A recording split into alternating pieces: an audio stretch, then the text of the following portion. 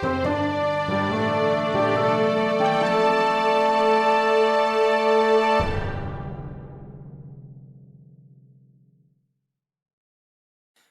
Story Seekers. I'm Ben. I'm Nico, and you're listening to The Tiny Bookcase. Our guest for this episode is an Olivier Award-nominated actor, playwright, and author. She's also the artistic director of Aegis Productions, writer on attachment at Finborough Theatre, and a psychology researcher concentrated on the matters of the mind and the brain. In 2011, she made her West End debut as a writer and actress in The Amazing Vanchetti Sisters. Her first book, What Done Cannot Be Undone, was published with Harper Collins in June 2025 and is available now. We would like to welcome Athena Stevens. Hello, Athena. Thanks, guys. Hello. How are things? You've just told us just before we started rolling that you're in Salem at the moment, which is... I am in Salem, Massachusetts, where it is crazy season right now with Halloween. So it's normally a town of about 50,000 people, and during the month of October, about 1 million people come through. So that's a huge influx. 1 million people.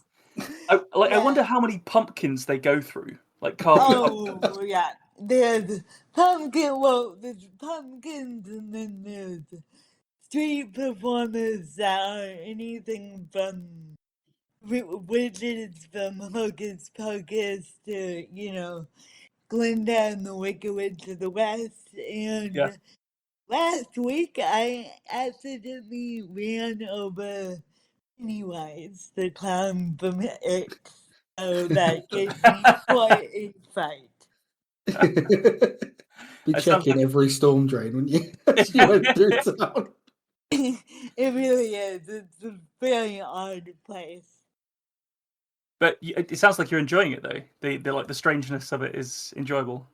Yeah, because you were so close to the history. Yeah. I find the witch trials of 1692.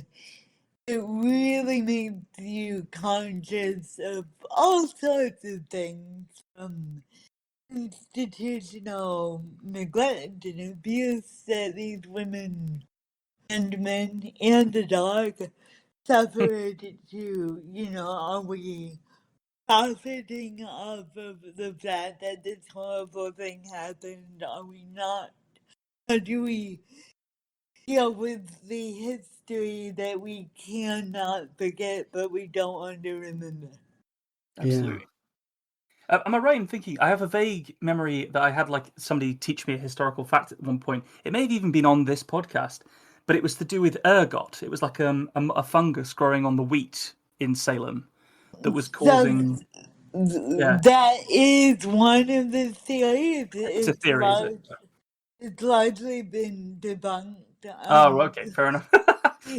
Well, because I'm studying neuropsychology right now, I can tell you that the belief that a lot of neurologists have is that it was some sort of conversion disorder or some sort of psychosomatic disorder where these young women would kind of get whipped up and then they would get attention and that would spur on more and more. Oh, wow. Gosh. I like the alternative theory of there just being loads of witches around doing magic and stuff, but maybe I'm just a bit fanciful. Yeah, going the full genre fiction approach there. Yeah. Love it. Yeah. Oh, I saw a film recently that was with Florence Pugh, who I think is just brilliant. I'm just trying to remember what the name of it was, but I think it was called The Wonder, and she plays a sort of Victorian nurse going to find out why a young girl is claiming that she doesn't need to eat anymore because she's like touched by God basically, and she doesn't have to eat anymore. And it's about her observing this girl who's saying this in order to. Have you encountered this? I have some recollection of seeing it, on the Netflix list. And I Oh thought, yeah, oh, yeah. I'll watch that someday, and then I never do. I feel like it's got connections to what you were saying there about the Salem trials. I think it's sort of a similar sort of lens taken to it, so you might like it. You never know. I'll have a Um, look. I'll yeah. see if Netflix will still let me access it. Right, I believe it falls on me to bring some formality to the occasion. As much as I genuinely would like to just talk about her witches all night, we have all prepared stories for this evening. Our prompt for this episode is vintage, and the first to share the tale is Ben. So Ben, let's get old school. Vintage. You know what I want more than peace? A good fucking meal. Those were the words that started it all for the acting troupe known as Chorus Victorious.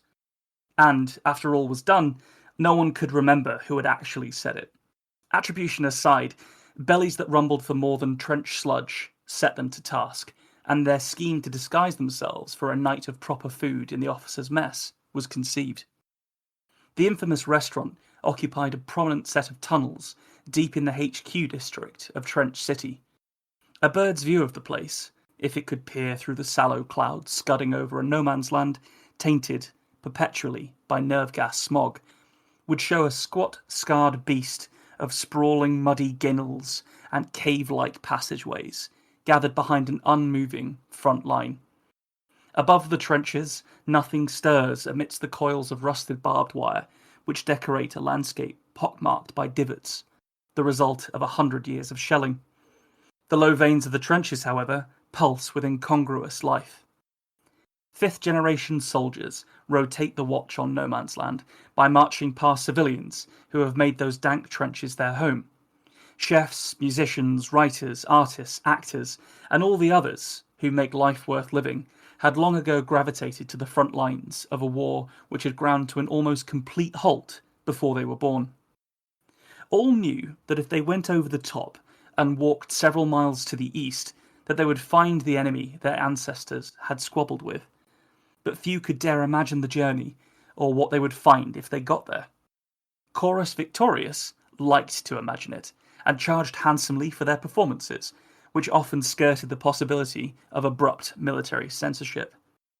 The four members were Raj, a virtuoso artist, capable with fine brushes or a spray can; Elsie, the true actor of the chorus, her talent blazed so bright that many preferred to have the distance of a stage between them and her; Somsak, a lascivious tailor who had shown the world his rakish madness by uprooting his safe life to move to Trench City; and Dudley, a wordsmith whose mother had always told him he would change the world, but neglected to mention in her prophecies if it would be for the better. Their latest performance reimagined Lysistrata to take place in the modern day, and seditiously claimed that if all of the women were to withhold sex on both sides until peace was forged, then the war would end immediately. Their playhouse was a dirty, half-collapsed tunnel near the front line, and doubled as their home after curtain call. That cul-de-sac was lovingly illuminated by lanterns, and the backdrop was a freshly painted large cloth, which drooped under the weight of past performances. Their costumes were typically thrifted, and then altered by Somsak, who had clever fingers and a good eye for anything vintage. Using the performance as an excuse, he had steadily accrued old uniforms from the military families, and altered their style and insignia to promote them from corporals and sergeants to majors and colonels. The play was well received, even by the passing rank and file, most of whom whooped and hollered at the sight of Elsie's exposed breast. Thrumming through all of their performances was the underlying excitement of their intended mischief. It rained shells on the closing night of their run. Dudley sat by the open flap of their stage curtain, half listening to the ribbing the rest of the chorus were giving each other. Flashes of phosphorus and gouts of flame erupted wherever the shells fell. "The wind is blowing them deeper into the city tonight," he observed. Somsak twisted his features into a sarcastic mask of concern. Oh no, those poor rich generals who steal all the good-looking men. Far more importantly, I would like to announce that I've not had my plums juice since the play started. How? Elsie was incredulous. You'd fuck a muddy hole in the wall if Raj painted a pretty face around it. I'm saving my appetite for our meal in the mess. They all laughed and passed a bottle of bad orange wine around until tiredness claimed them. Dudley, curled up back to back with Elsie, slept through the enemy barrage, which continued until dawn. The absence of concussive blasts made them stir. Gritty coffee was wordlessly made over a small burner, and only after they all felt human again did they start to get ready for their day out. The uniforms fit perfectly, and the men all wore them like a second skin after so many performances.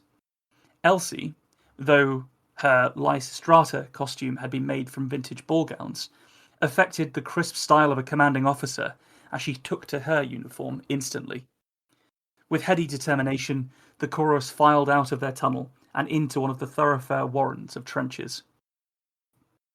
The soldiers, who had whooped at seeing her exposed on stage, now gave her unthinking deference and saluted Elsie as she led the troop past them, away from the front lines. Their route took them through a covered souk of traders serving breakfast to the non-military inhabitants of the city, where they were careful to avoid any of the people who might recognise them.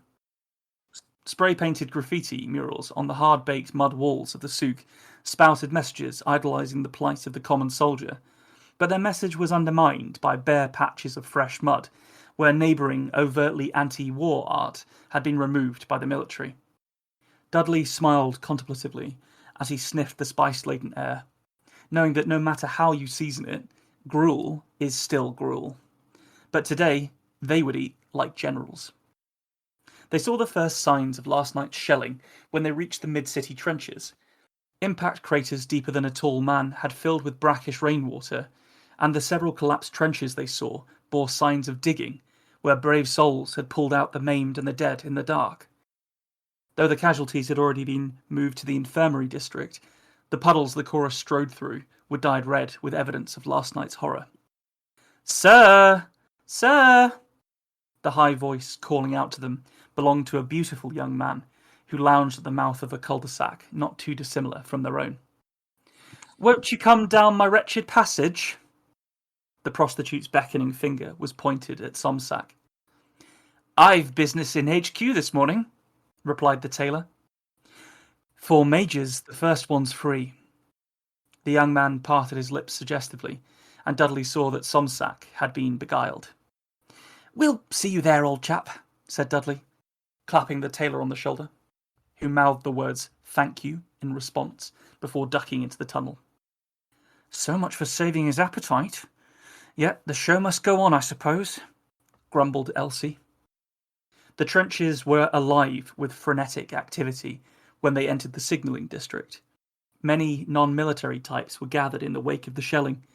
By their crude placards and shouted slogans, Dudley took them for protesters, only there were far more than he'd seen in one place before. For some reason he couldn't fathom, the army hadn't prevented them from amassing, and now were rushing around in an ineffective effort to contain it. The troop turned away from the crowds and was nearly clear of the whole business when a shout stopped them. "Who there?" They turned to see a detachment of soldiers marching after them, led by a bear of a man sporting sergeant's stripes. Dudley found it hard not to stare at the glinting points of their bayonets and the long guns slung over their shoulders. His heart beat fast, just as it did before every performance. Ever quicker on the uptake than him, Elsie spoke imperiously. "Is that how you greet a superior officer, Sergeant?" No, sir." The big man came to a stop in front of the troop and saluted, as did the men under his command. We've got a problem, sir," he continued. "We've no orders from HQ, and our colonel ate shrapnel in his sleep. Mob's getting rowdy, sir. I'd like permission to use force." The sergeant's eyes gleamed with his excitement at the thought of squashing unarmed protesters. "No, we can talk them down. Fall in with me, Sergeant. I'll speak with them." Elsie gave the command as though she'd been doing so all her life, and the sergeant begrudgingly saluted. "I'll see you at the mess," Elsie looked at Dudley and Raj, who nodded, mesmerised by her. Raj waited until Elsie led the soldiers out of earshot before breaking the silence. Bloody hell! How does she do that? I think she might be magic, replied Dudley, grinning. I could never do that, muttered Raj as they continued their journey. They knew they had entered HQ District the moment they stepped off rotting muddy boards and onto broad paving stones. The trench walls here were higher than those at the front, and beautiful tiled murals decorated every junction, the iconography of which was all noble leaders and reminders of a home many in Trench City would never experience. The officers' mess was marked with a brass plaque by an opening in the trench wall. Raj balked as they approached the door. Dud, I'm just an understudy. Really, I'm an artist. I'm not an actor like you or like Elsie. You can do it, Raj. Just follow my lead. Dudley kept his voice low, keen to avoid blowing the whole thing right on the doorstep. No, I'm sorry, man, but I'm out. Game over, man. It was one thing with all of us, but I'm not good enough if it's just us two. Sorry, Dudley. I'll see you later on, yeah? Before he knew it, Dudley was staring at Raj's back until the artist turned a corner and disappeared. Alone, Dudley went through the simple door and down the set of spiralling steps he found. Warm light from brass sconces cast his shadow in a dozen directions as he descended deeper than he thought was possible in Trench City. At the bottom of the stairs, there was a plush purple curtain which he pushed through confidently. The room beyond was enormous, bigger than any enclosed space Dudley had ever seen. It had high ceilings which were painted with neoclassical nudes, tiled floors, and a plethora of large tables. All of the tables were laden with silver dining services, and crystals dripped from a massive chandelier above his head. Dudley also noted he was the only guest there. He had anticipated having to bluff his way through dozens of the general staff, but instead saw no military personnel whatsoever. The waiter, impeccably dressed in a dark suit, guided him to a table befitting his borrowed rank, and silently presented him with a menu. Disappointingly, the laminated paper bore black bars redacting the majority of its items. Dudley read through the menu until he reached the only full item left to order. A congee of rice and spring onions, accompanied by truffle shavings and dressed with toasted sesame oil. Sir will be having the congee? Asked the lingering waiter. I will. Remind me again what congee is. The waiter shifted his weight uncomfortably, as though caught in a lie. It's a kind of gruel or porridge, sir. Oh, great. Yes, I'll have that. The waiter bowed and swept off towards the kitchen. When he was alone, Dudley pursed his lips, looking around at the empty restaurant and at the silver spoon he was about to eat gruel with, then softly said, Well, fuck. The stamp of boots thundering down the steps made him jump in his seat. A flock of senior-looking army officials poured into the mess. Their eyes were wide enough for him to see the whites, and they looked driven. They swarmed towards him, and Dudley had to resist the instinct to wince away, to throw his arms up to protect himself from the blows which would no doubt come when they discovered his deception. Just barely, he held his nerve, and frowned at them as they approached. Colonel, the lead official said, then paused to pant out a breath. Command was critically compromised by last night's shelling. The Field Marshal is dead, along with the entirety of his senior staff. We've been searching all morning for the next highest-ranking officer, and found nothing but dead men. You see, sir, the enemy have sent a message for the first time in decades. It's an offer of ceasefire. The sweaty officer put the message before Dudley, who read it, and then read it again with mounting excitement. The officer spoke up again, nervously.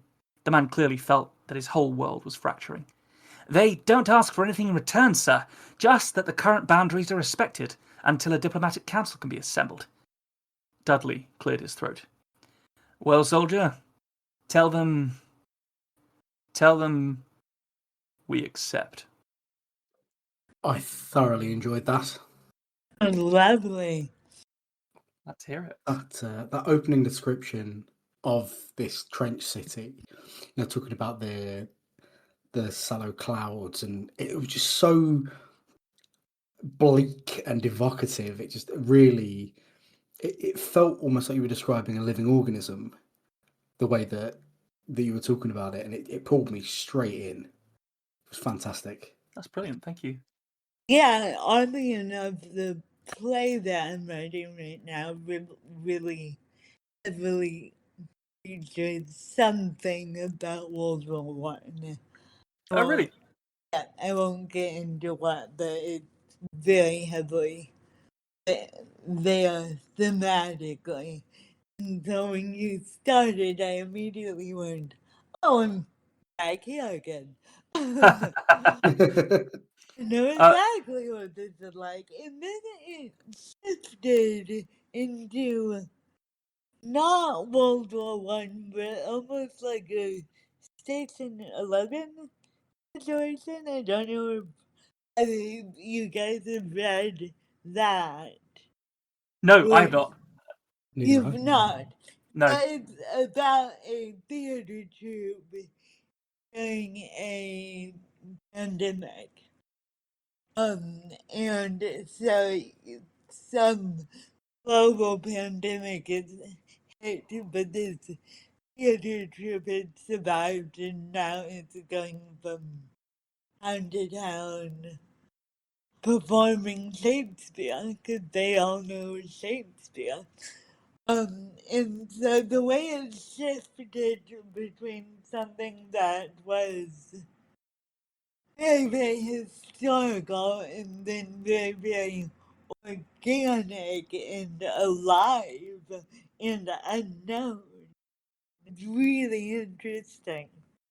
Oh, thank you. That's a fascinating. That's a really interesting take. I like that a lot. I, I years and years ago, I went to a performance of Agamemnon that was done in basically like ancient Greek or whatever, uh, and it was obviously I couldn't follow it. They had subtitles up on the side, which helped, but the production was World War One themed. So it was Mm. Agamemnon World War One themed, and Agamemnon himself was on stilts a little bit, so he was really tall. He was made even taller by having well, initially, he had the great coat, that World War One great coat, and all the rest of that kind of Yeah. gubbins that they had. But he also had a Greek helmet with a massive plume, and Mm. ever since that image has stuck with me since that night, and ever since I've wanted to do something that kind of like fused World War One and sort of Greek, uh, not just myth, but like Greek plays basically. Right. So I was sort of I think that's where you're getting where that historical thing's coming from because I think I was trying to like tread the line between those two things. Um, yeah, Were interesting. were they fighting AI? I don't know. Actually don't know what they were fighting. I think it's sadder if it's not something interesting like AI. Oh, And it sounds like they didn't know what they were fighting. yeah, It's just kind of how it goes. Yeah, yeah. They'd lost sight of understanding their enemy by that point. yeah. Yeah. I Um, think it was the read I took just because they were all, you talked about how it was all the creatives that ended up on this side of the war. So I think that's why my brain went oh, there. So that's what would so cool. galvanize us into taking to the front lines? And it's to defend creativity. So Mm. maybe that's Yeah, just my dislike for no, large language learning models. it's a great take. It's interesting. That wasn't my intention, but it's very cool take. I'm also going to complain about your use of the phrase, and I wrote it down. I've not had my plums juiced. Now, Yes. that's quite unacceptable, Benjamin. You didn't like that one. Then I he loved it. repeated it. He did a second take on it. Yeah, I had to get it right. That adds to more of it. Oh, Yeah. I was trying to think of a gross euphemism. That's where well, that's where you Oh, did you it. got there. Oh, yeah, just a horrible. I think it's because it implies the crushing that would be Yeah, involved in juicing a plum. That makes that particularly no, unpleasant. makes you cross your legs just a little bit. Mm. Yeah, The absolutely. there's loads to it that like there being a civilian population in this trench city makes it Mm. so much bleaker as well. I mean, it tells the story of how long this has been going on, and particularly when the sergeant turned up and he was so eager to sort of play the role of the modern cop and go and beat the downtrodden Yeah. to put them in their place. Like it was just a lovely setting to examine a lot of what to me felt like very modern problems, but in what seemed to be a historic setting. I particularly also enjoyed the use of kanji. Kanji, yeah. Um, only because like I have been in settings where exactly that happened.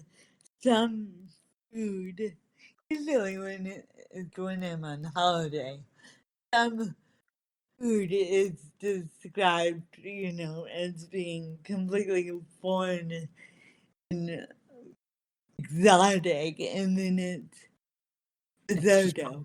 yeah, it's just risotto or porridge, yeah. Yeah. Um, yeah, to be honest, I was aiming for humor with this one, but I don't think I think it just sort of it ran bleak a little bit, but I think there is some humor in there. Like I like the fact that they do the whole thing to get there, and it's just porridge. It's just the same. It's basically the same gruel, just dressed up a Yeah, little bit. no, that's uh, that's what you think the story is about Yeah, until the moment comes of they are offering peace, and you weird little man are now in the position to take it or leave it, and the fate of the world rests on you. yeah. There was potentially a little bit of the Great Dictator in there as well. I think with Mm. Yeah. him being sort of mistaken or taking on the identity of somebody else that gets to make the decision. Yeah. So, is there anything you'd change? Anything you thought didn't work that I could like go back and work on? I did wonder if you needed to paint the four in the theater troupe so clearly. Okay. Particularly with Raj leaving at the door. He ends up going in on his own.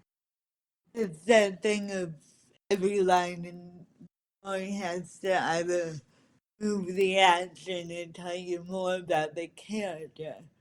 Um, and so I wonder, do we need all four? Yeah, I mean the story is a little bit over the word count as well, so I can definitely take your point there. I think that's worth revisiting. I might do the thing where you leave it in a drawer for a little bit, and then you come back and then see it with fresh eyes, and bear that in mind because you are right. Obviously, ultimately, he does step away from the task at hand.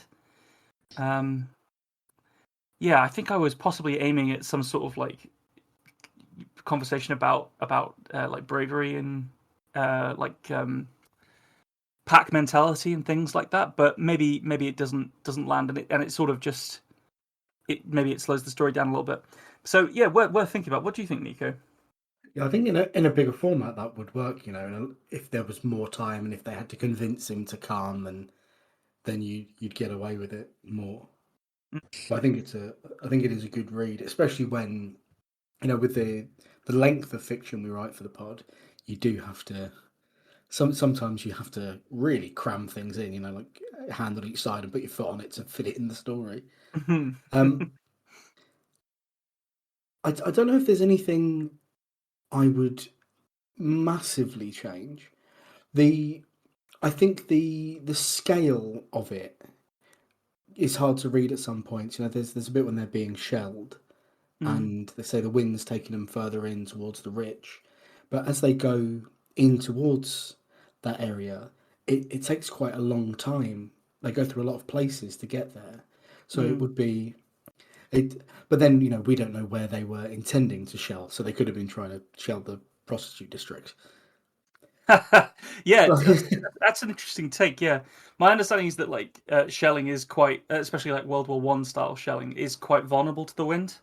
Yeah, So you can really miss your mark quite badly. And there's sort of there's quite a lot of like stories about them firing canisters of nerve gas, and then the wind changes, and they end up gassing their own side and stuff like that. yeah, So that kind of thing did happen. But I take yeah. your point. Maybe it needs to be more understood inside the fiction of the story rather than just assuming that. But by that, we know we have the historical hallmarks to understand the nature of shelling, for example. So it is one of those things where in short fiction you can just say, they're shelling and it's going off target because we know what that means. You don't have to say, so there are these really tall guns called artillery cannons, and you point them mostly up, and then a thing comes out and then it falls down. I think it's fine, really. No, it's a good point. It did occur to me that there should be more damage as they get deeper. It felt to me as Yeah. I was reading it that they walk through the damage, and it seems to mostly happen in that middle part. Yeah. So potentially, and I go on to describe these beautiful streets we know with like paving stones and murals on the wall and stuff like that. And it would be quite nice, I think, if that was a more damaged scene to describe. Yeah. Especially because it's vital to the story that the upper echelon of command has been annihilated. Yes. It's Uh, a bit like that bridge in Italy that was destroyed in World War II. I forget what it was called, but it was this gorgeous bridge and Hitler targeted it. But there's this end of nothing is sacred, I guess, or even the culture of the culture and the beauty of story and performance and art is now as obliterated as the commanding oh of yes, data. yeah. No, I get that. I think that's a good take. Well, I think this has been really useful. Thank you. I think I've got some good takes to go back and go over it. But I think for now it'd be great if we could move on to the next story. Athena, I believe you've written something for Vintage as well. Would you be comfortable reading for us? Yes, and I still connected something strange happened. Yes. Okay. Yes. Yeah. Yes, yours is a bit long, but fear not, you just borrowed from my Word account, because mine ended up being on the short side, so I will Oh, thank you. gladly bequeath you my words. Thank you. Such Thank you. kindness. It's very kind. I know, kind of the strangers. Um, this is called the Jesus T-shirt. He bought the Marigold T-shirt for $7, sold at a Christian Union table outside the college cafeteria. The money was for a mission trip. The sun fell on his shoulders, and a girl behind the boxes blushed as he pulled on the shirt from bare-chested. He wasn't going on the trip. There were books to buy, tuition to pay, a farmer's field waiting for him instead. 2 years later, she walked down a stone-walled aisle, yellow roses in her hands, 5 teal bridesmaids praying behind her. For faith, fidelity, a house full of children, and a storm kept at bay. He still wore the t-shirt to bed. She stole it at night. She stole it the night he made her gasp. 6 months into the marriage, after the elder's advice and the whispered failures in the dark, when she finally cried out, something burst open, a surprise miracle. A small flood of laughter and shame. She danced on the bed, naked and victorious, a shirt held hostage in her hands as she swung it about in celebration. After that, she wore it often, to hang laundry, to cook lentils that burned, to greet him with a kiss when he came home and switched on the news about Reagan. Their electricity bill stayed low, their affection high enough to pass for love. In the phone call, she pricked a finger on a needle at a hospital. A man from San Francisco, too young, too sick, he said, "Hey." He said nothing. Weeks later, she shrank the shirt and the dryer a little bit. It fit her well now, snug over the small swell she hadn't wanted to announce yet. A second-hand miracle with seams intact. Their firstborn son Samuel lived for only 2 hours and 37 minutes. They sang hymns to a gray infant who would not open his eyes. Friends filled the delivery room as though presents could persuade the air to stay. When they came home, she pulled on the marigold shirt, lay down and rehearsed her thankfulness. Thankful was the word that made callers hang up, feeling holy after they called her. He washed her, gentle with the soap in the silence. For a moment they looked at each other. No questions, no faith, only white as skin.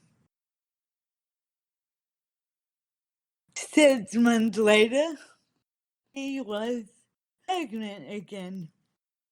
By the second time she glowed, dressed herself in the marigold and believed in restoration.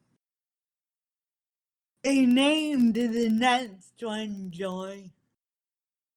Born early but alive, 100 days in the NICU under plastic lights and whispered prayers.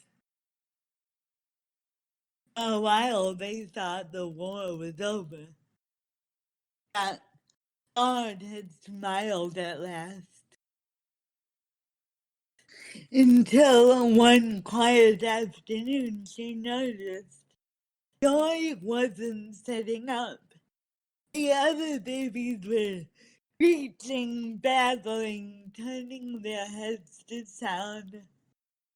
Hers, the Joy, only watched, the ceiling fan spin, the same slow circle as old as the watermill that once turned beside their church.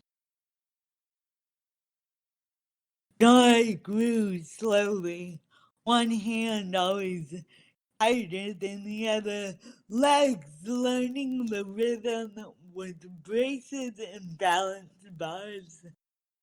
And she learned to read early. She laughed at math, and Joy painted fairies with crooked rings, each one somehow always flying away.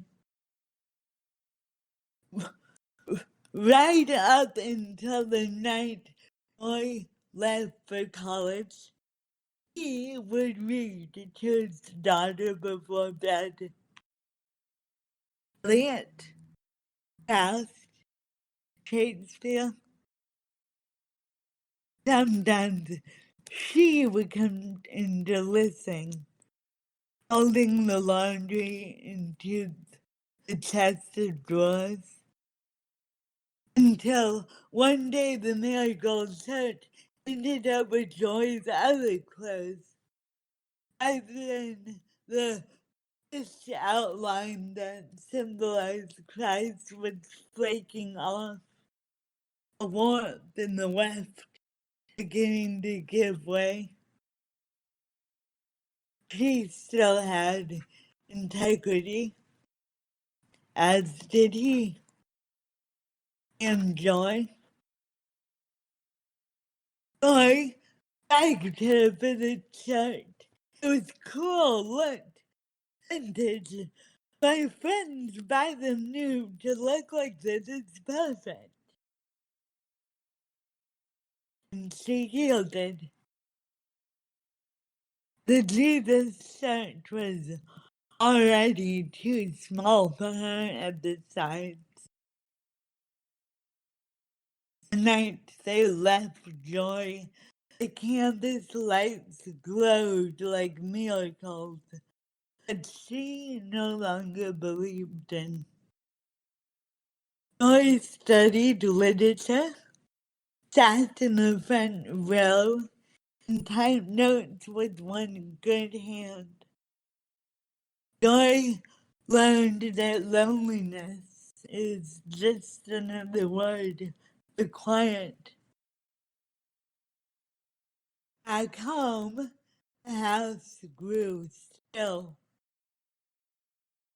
The dishwasher's hum became the sound of his and her marriage. He spent evenings fixing things that were broken. She joined a Bible study, but never spoke. Without Joy, Faith had nowhere to land. They stopped praying before meals and stopped eating together. The bed became two edges of a continent, a wide ocean of sheets they no longer crossed. He blamed routine. She blamed exhaustion. But really, it was the absence of a crisis, the calm after years of need that undid them. No storms left to weather, no child's laughter to call them holy. Sometimes she still washed the shirt when Joy came home on breaks, holding it like a relic, breathing in the faint scent of dormitory detergent in new beginnings. One night he asked if she wanted a tea. She said, "I miss believing we would be different. Oh, what a lovely tale. I loved the way that you used that image of that marigold T-shirt with Jesus on it. That just kept paying off. Um, from the early days of their marriage, where they're like learning how to screw and stuff, and it's just this like really happy thing for her to have stolen this thing of his. Um, I think a lot of people will be able to identify with that. I know I did immediately. Like my partner has a shirt that she stole from me almost immediately. So I very much identified with that. So Yeah, go on. there is a miracle Jesus teacher in my family that I now wear, and I just, so it's upwards of 45 years old now, and it's Wow. one So, of my most treasured possessions. so this is actually a real relic then. This Yeah, is a real thing. it's a real relic, and Wow. I started this story. It's funny because I thought when I was approached by the podcast, I thought I would, oh, I'll pull this out again. So I pulled it out a few days ago and realized that I started it in 2016, if you can imagine what the world was like. Wow. Barely. Yeah, it feels like another Barely time remember. entirely, doesn't it? Yeah, so Yeah. I went, well, let's cut this down into bare bones minimum and see what we can make from it. Gosh. So there is a longer tail with this in it? Oh, Is that yeah, I mean, yeah? the draft that I pulled out wasn't done, and it was 3,000 words long, and I went, well, that's not gonna work. Oh gosh. So I cut it down to about 800 words. That's Put it that is in a there. Yeah, that is a tight 800. Like you get a lot in there. You get to chart the whole course of their relationship. I like the travails and the strife that they have and the tragedies they have, and then right into that the sort of I love that bit at the end about the absence of a crisis and Yeah. there's I like wrote no that down. storms. Did you? Yeah, like Yeah. no storms left to weather, and it's just very much like ending with a like their relationship ending with a bit of a whimper, isn't it, rather than a bang? Yeah. No Mhm. pun intended. The But it the still had that weaving. lovely. Sorry, go ahead, Nico.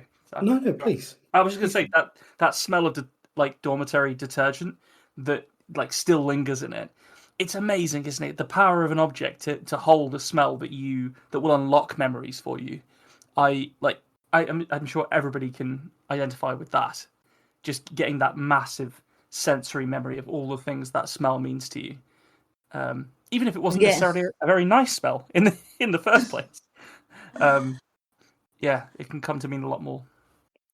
I thought the weaving of the strength and then dissipation of their faith through it Mm. was fantastic. Like, you know, sometimes blaming God, sometimes thanking God, sometimes forgetting God, and how that was affecting them as people. I thought that was incredibly strong. You know, it all the way through. It was always there. It was always part of who they were and how they thought, and to sort of see it dwindle and then rekindle and then sort of be stolen by its lack of requirement any longer was just lovely. I thought just really beautifully put together. Thank you. Thank you. I Yeah, go ahead, Nico. I was just going to say there was a line in there that I had to write down, which was "Joy painted fairies with crooked wings," because it is. Just that line hit me like a truck. It's just so simple, effective, and beautiful. It just told me everything I could ever need to know about the character. Just wonderful. I really was curious a friend of mine from college that talked about people very often don't change from Yeah. a crisis. They change like a tire that loses its air on the road, and you don't realize you're getting less and less Yeah. workable. And so how to really chart that dramatically was kind of something that I set out for myself. How to almost chart this deflation in the minimal amount of words Mm. possible. I think the word economy was, I mean, as Ben says, it was just astonishing Yeah. because there was so much story in there for you to then say, oh, it was 800 words. If you told me that that was 1,500, 2,000, 5,000, I could have believed you. Because there was just, it was so rich and so filling is the only word I can use. Filling. It's the kanji. The kanji's back. It Kanji's just back. filled me up. Oh gosh, I mean the line that I wrote down. I love the fact that you wrote that one down because that is a wonderful line. But the line that I wrote down that I feel like is really going to stick with me after this was after they come back after the baby only lives for 2 hours and 37 minutes, which is just a brutally Sorry. brutally precise number. A measurement of time. Um, the it's the line he washed her gentle with the soap and the silence. Mm. I love that. I thought that everyone's been in those moments where you just know that people they don't need words, they don't need sound Yeah. around them, they just need a presence that's Mm. calming and helpful. I thought that was wonderfully captured again with extreme brevity. Uh, really lovely story. Thank you. Thank you guys for making me pull it out of a drawer from, the Obama administration and go, wait, let's finally finish this. So Thanks, Obama. thanks, Obama. So I enjoyed there was a line in it that dated it to the 80s, I think, like the news Yeah, about Reagan. The Um, Reagan yeah. so administration, yeah. so I assume the news about Reagan is code for the assassination attempt on him in 81. N- Not necessarily if you, let me go back on it. It's news about Reagan and then it goes into her, being she's a nurse at the hospital and she accidentally pricks herself with a needle that ends up being on a HIV positive patient. Yeah. And so it's more just setting the 80s AIDS epidemic and Right. kind of the um intrusion of the the rest of the world in a very unexpected way. Gosh, it's powerful stuff. I mean, how did you find that to be a very different experience to writing and perfecting a play? Yeah, I did, and it's curious because back in 2016, I did not have the profile I have now. So this actually is one of my really early pieces that was written before, let's see, just before all of my plays actually, except for the Vanity Sisters. Hmm. Yeah. And so back then, my goal in my job was just to get things out on the page. And man, did it show when I was editing it from 3,000 words to 800. I was like, oh, this story in here, I just need to, peel away all the excess. It was very satisfying to go. Now, this story that I had nearly a decade ago is still live and working and Mm. ready to go to the world. It just needs to be cleaned up a bit. Gosh, You, I love you that. should be happy about it, because I think if I found anything I'd written in 2015 now, I would set it on fire. Well, we did, didn't we? You and I went through a bunch of Oh God, stuff yeah. from that period, and we found, yeah, but it was very cathartic to laugh about exactly how shit our prose was then, because it was bad. No, Uh, I won't go into any detail. I found the other day an attempt I'd made at a sort of tight five, or at least the Oh, first 40 seconds of a Type 5, that mentioned both the Nintendo Wii and Jar Jar Binks. And I've never deleted oh, something so fast in my entire life. please tell me that's still in your recycle bin. I need to read this. This isn't. I You can't will just delete never stuff allow like that. you to. Oh no! Gosh. oh, yeah, no, it's the objects that did us. It's the technology that did us. You Absolutely. guys seen one of these crazy iPhone 3s? It's still on the iPod. iPhone 1! Yeah, just call it the iPhone. I was at an event the other day, and the kind of MC said, I will give a, I will give a T-shirt to anyone who still has a Nokia brick phone on them. And then they took it, and then they said, this was amazing. I will also give a T-shirt to any teenager who can send me a text on this phone using this phone. It's so funny what we, looking Look, back, yeah, go, oh, that was normal, but that was weird. it was weird, and it was also remarkable how fast people got at texting when you had to just repeatedly mash buttons in order to create a single letter.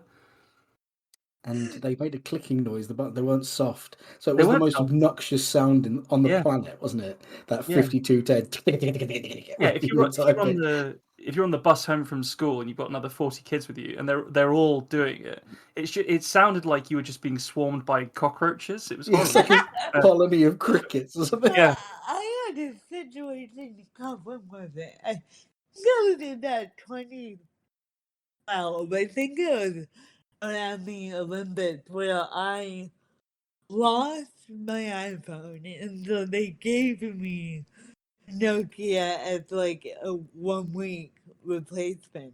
yeah. And I just all of a sudden a friend texted me, and I was like, oh yes, I remember how much work this is. It's gonna take a while. Yeah, you have to really roll up your sleeves to send a very short message with those. Um, yeah, well, I think we've potentially put it off long enough. But Nico, I think you've got a third and final story for us for the prompt vintage. I believe I do. When you're ready, man. Vintage. Derek Tuberfor huffed the well-practiced huff of the middle-aged Englishman. This wouldn't do. No, it wouldn't do at all. With a sharp heel turn, he marched past the neatly stacked bags of crisps towards the counter of the wine merchant's he was in. Behind said counter was a young man. He had tattoos, which were not covered. He had a nose ring. Perhaps, worst of all, some of his hair was blue. Derek, instinctively, hated him. After all, was that not his right? The young man was staring into the middle distance. Probably imagining his mobile phone, Derek thought, thinking about Facebooks and TikToks. Derek's face contorted into a snarl, giving the impression to anyone unfortunate enough to see him of an ill-tempered bulldog with its knackers in a mousetrap. The young man hadn't greeted him, so Derek coughed, the international sign for "I'm right bloody here." "Oh, can I help, mate?" Mate? Derek was most certainly not intending to mate with this Philistine. "Sir?" "I'm sorry." "And so you should be. Where are your wines?"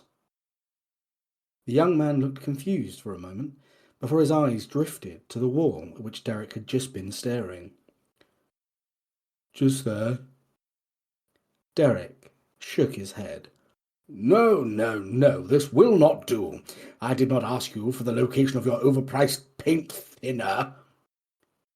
The young man looked deeply confused before squinting at the wall again. He read the sign that said "Wines." He read it aloud.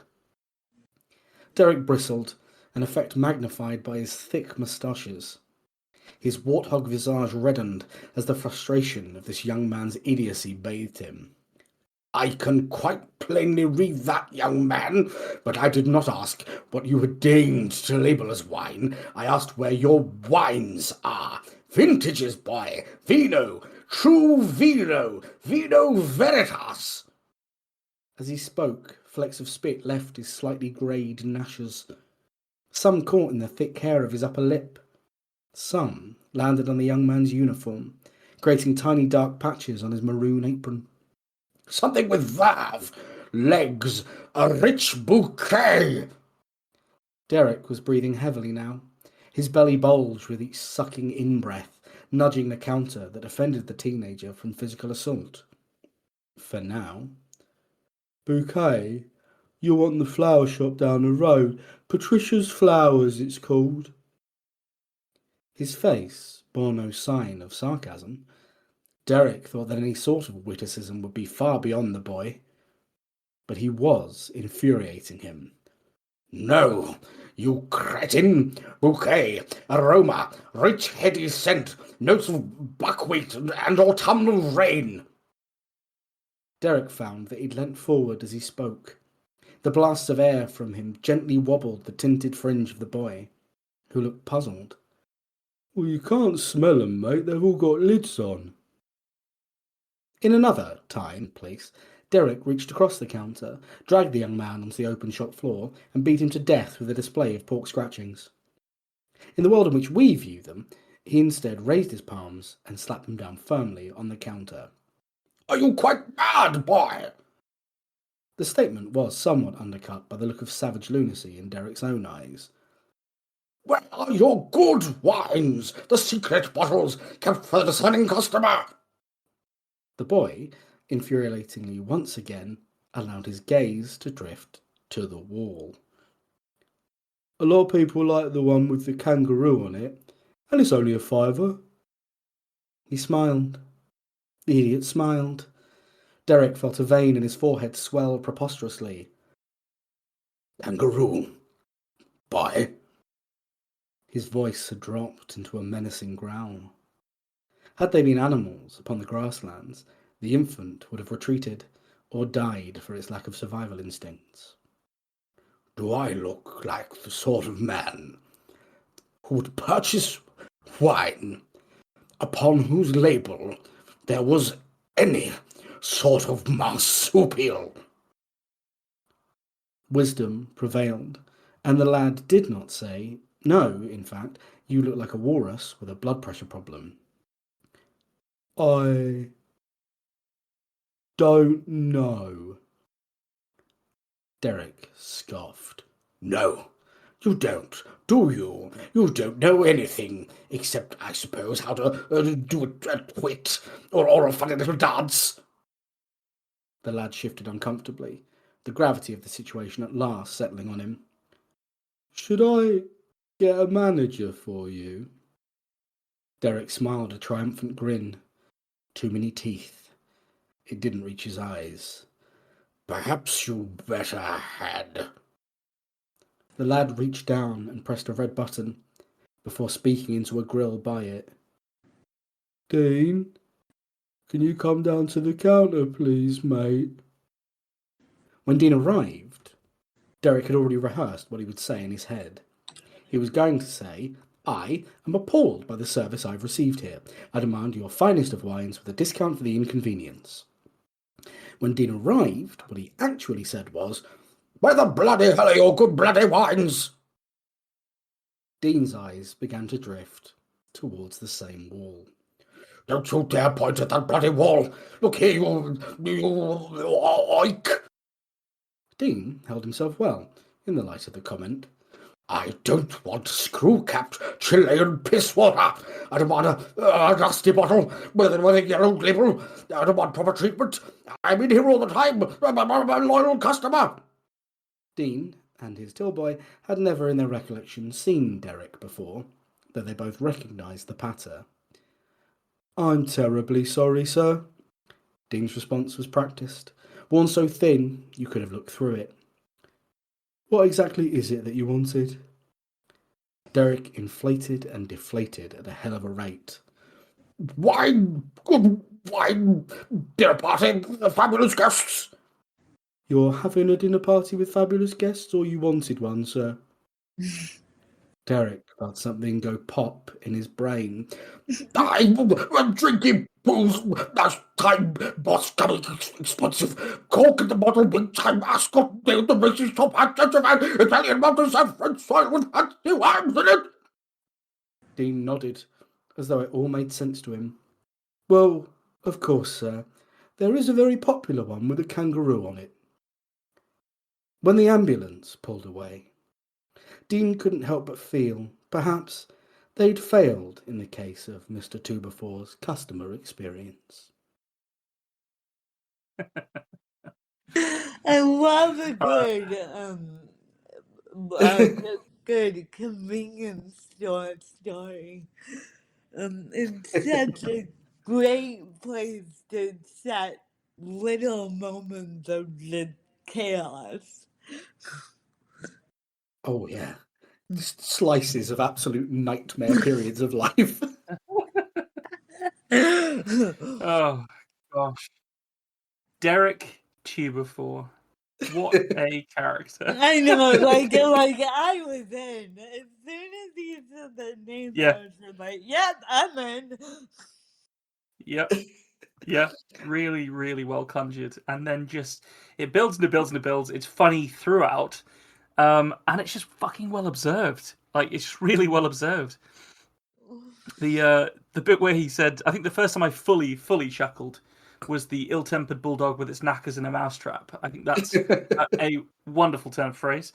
But then also the section where he says that he's not intending to mate with this Philistine. There's something about middle-aged Englishmen, or like late middle-aged Englishmen, deliberately and obtusely misunderstanding the new meaning of words. Oh, yeah. That really does tickle me. It was really a sense that, okay, well, usually I feel like I would get on well with the Derek's of the world, and then I was just going, no, he's being deliberately just ridiculous. He's both obtuse and a prick, which is a fantastic combination. Yeah, it's not good. It's not good. And also, there's a sense of just like almost like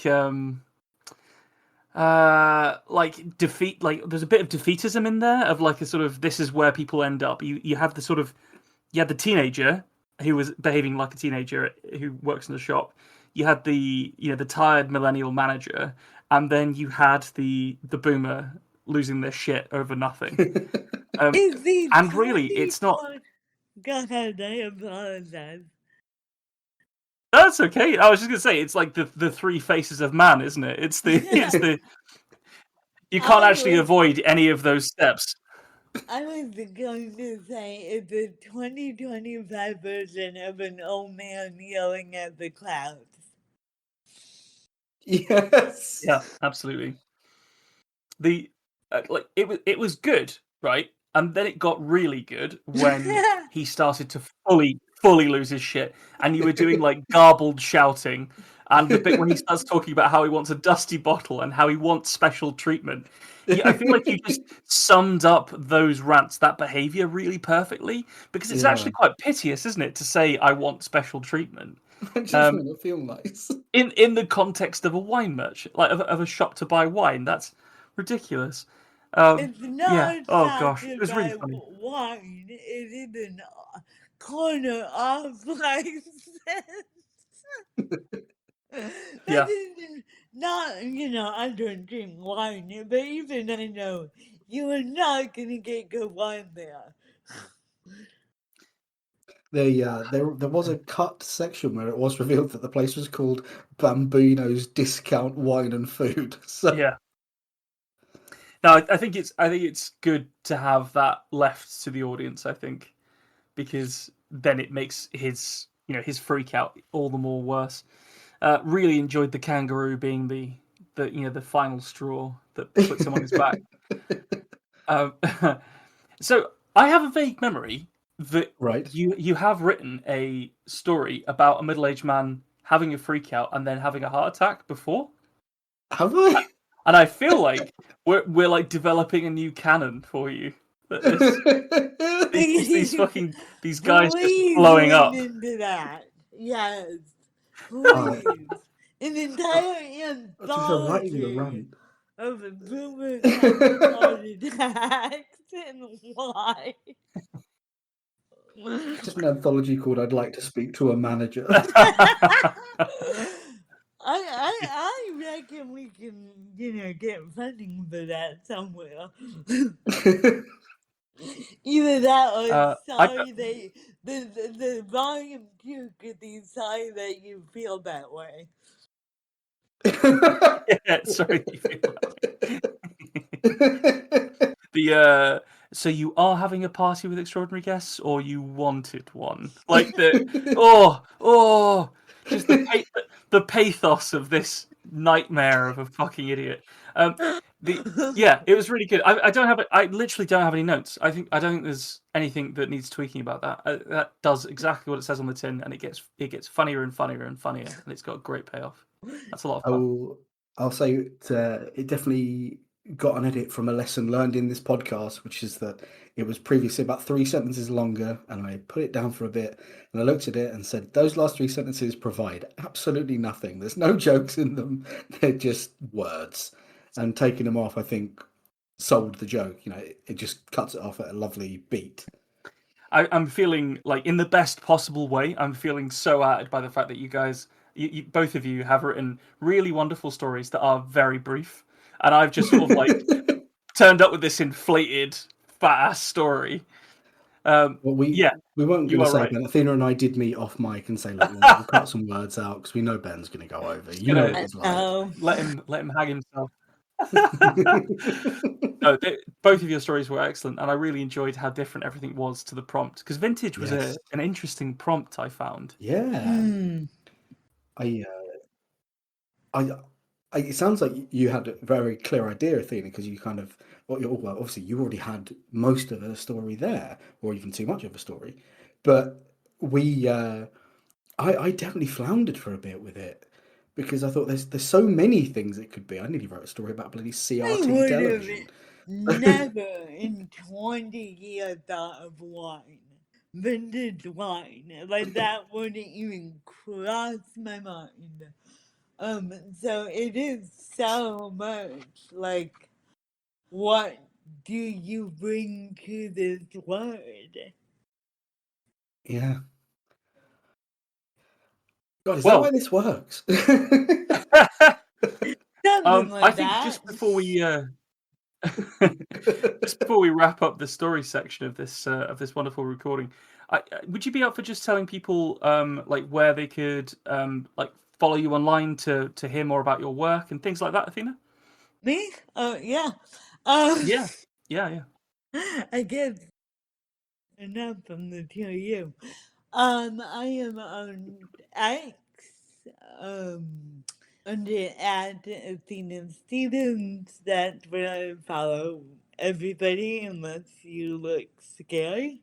Um, my book. True. There's a couple of people that follow me and they go, "No, I want nothing to do with you ever, Black." But my book, What's Done Cannot Be Undone, is available on Amazon or at your local Waterstones. It's coming out in the US here in January. It's also on Audible and ebook, so. Wonderful. Well, top stories, and join us next week for the next part of this 2-part episode for the interview section. Toodles. Thanks for joining us for this episode of The Tiny Bookcase. Remember to subscribe, otherwise you're going to miss out on the future fun. Also, tell a friend. If you like this episode, link them to it. We'd be tremendously grateful. You can follow us on Twitter at BookcaseTiny, Facebook at The Tiny Bookcase, and Instagram at BookcaseTiny for updates. Speaking of supporting the podcast, well, magic can only take one so far. The Tiny Bookcase is supported by the generosity of its patrons. Those kind souls have really kept my belly full the last year. Let's cast a spell for them, shall we? For rich ginger tones on their scalp, let us cast the Orangi Hedondo spell for Scott Byrne. And for general fabulousness, why not the Ooh La La How's Your Mother spell on Matthew McLaren?